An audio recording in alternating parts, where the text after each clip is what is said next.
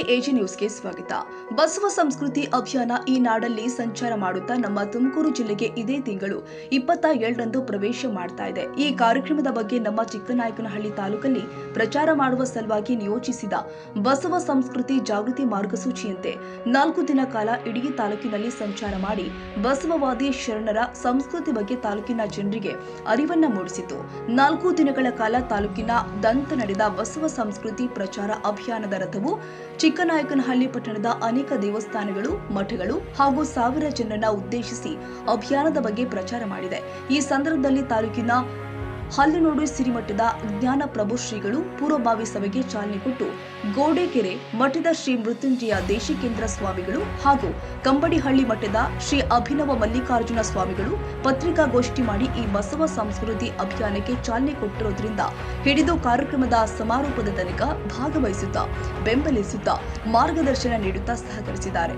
ವಿಶೇಷವಾಗಿ ಯಾತ್ರೆ ಚಿಕ್ಕನಾಯಕನಹಳ್ಳಿ ಪಟ್ಟಣದಲ್ಲಿ ಸಂಚರಿಸಬೇಕಾದ್ರೆ ಪಟ್ಟಣದ ಮುಸ್ಲಿಂ ಸಹೋದರರು ಯಾತ್ರೆಯೊಂದಿಗೆ ಭಾಗವಹಿಸಿದ್ದ ಕಲ್ಕೆರೆ ಮಠದ ಸ್ವಾಮೀಜಿಗಳನ್ನ ಪುಷ್ಪಹಾರ ಹಾಗೂ ಶಾಲು ಹೊದಿಸುವುದರ ಮೂಲಕ ಸೌಹಾರ್ದತೆಯನ್ನ ಬಸವ ಸಂಸ್ಕೃತಿ ಅಭಿಯಾನದ ವಿಶೇಷವಾಗಿತ್ತು.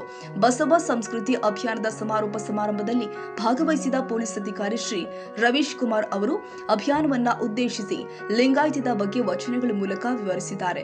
ಈ ಕಾರ್ಯಕ್ರಮದಲ್ಲಿ ಶ್ರೀ ಶಶಿಧರ್ ಹೊನ್ನೆದಾಗಿ, ಶ್ರೀ ಜಗದೀಶ್ ಗೋಡೆಕೆರೆ, ಶ್ರೀ ಬಸವರಾಜ್ ಹೊನ್ನೆಬಾಗಿ, ಶ್ರೀ ಷಡಕ್ಷರಿ ಶಂಕರಲಿಂಗಪ್ಪ, ಶ್ರೀ ಮರಿಸ್ವಾಮಿ ಹಾಲ್ಗುಣ, ಶ್ರೀ ಸುನಿಲ್ ಜೇಸಿಪುರ, ಜಿತೇಂದ್ರ ಜೇಸಿಪುರ ಹಾಜರಿದ್ದರು.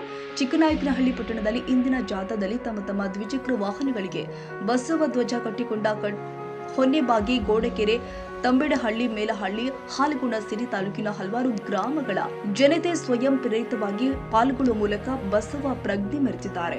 ಎಚ್.ಎಸ್. Jafarulla, Chikkanayakanahalli, AG news.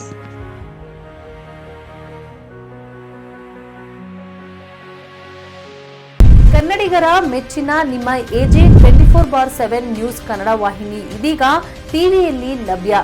ವೇಳೆ ನೋಟಿಸ್ ಕೊಟ್ಟಿದ್ರೆ ವಾಪಸ್ ತಗೋತೀವಿ. ಇವತ್ತು ವಕ್ಫ್ ಪ್ರಾಪರ್ಟಿ ಅಂತೇಳಿ ಬರ್ತದೆ ಅಂತ ಹೇಳಿದ್ರೆ ರೈತರು ಬೀದಿಗೆ ಬಂದ್ರೆ ಏನ್ ಮಾಡ್ಬೇಕಾಗುತ್ತೆ? ಯಾರು ವೋಟ್ ಹಾಕಿಲ್ಲ ಅಂದ್ರೆ ಗ್ಯಾರಂಟಿನೆಲ್ಲ ಸ್ಟಾಪ್ ಮಾಡ್ಬಿಡ್ತೀವಿ.